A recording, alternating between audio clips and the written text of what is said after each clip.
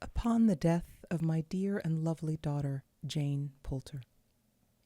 All you that have indulgent parents been, and have your children in perfection seen of youth and beauty, lend one tear to me, and trust me I will do as much for thee, unless my own grief do exhaust my store. Then will I sigh till I suspire no more. Twice hath the earth thrown Chloris's mantle by, embroidered o'er with curious tapestry, and twice hath seemed to mourn unto our sight, like Jews or Chinesses in snowy white, since she laid down her milky limbs on earth, which dying gave her virgin soul new birth. Yet still my heart is overwhelmed with grief, and tears, alas, give sorrow no relief. Twice hath sad Philomela left off to sing her mortifying sonnets to the spring.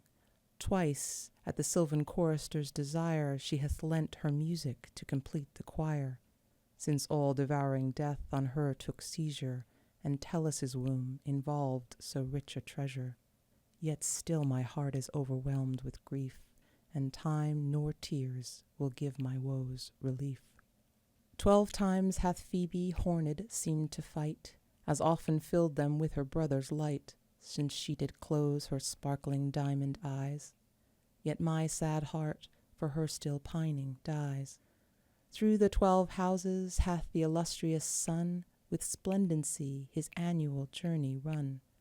Twice hath his fiery furious horses hurled his blazing chariot to the lower world, showing his luster to the wondering eyes of our now so well-known Antipodes, since the brack of her spotless virgin's story, which now her soul doth end in endless glory.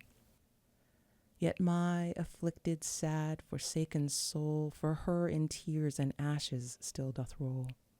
Oh, could a fever spot her snowy skin, whose virgin soul was scarcely soiled with sin? Ay me, it did. So have I sometimes seen fair maidens sit encircled on a green, white lilies spread when they were making poses, upon them scatter leaves of damask roses. E'en so the spots upon her fair skin shows, like lily leaves sprinkled with damask rose. Or, as a stately hart to death pursued by ravening hounds, his eyes with tears bedewed, an arrow sticking in his trembling breast, his lost condition to the life expressed, so trips he o'er the lawns on trodden snow, and from his side his guiltless blood doth flow. So did the spots upon her fair skin show, like drops of blood upon unsullied snow. But what a heart had I, when I did stand, holding her forehead with my trembling hand. My heart to heaven with her bright spirit flies, whilst she, ah me, closed up her lovely eyes, her soul being seated in her place of birth. I turned a Niobe as she turned earth.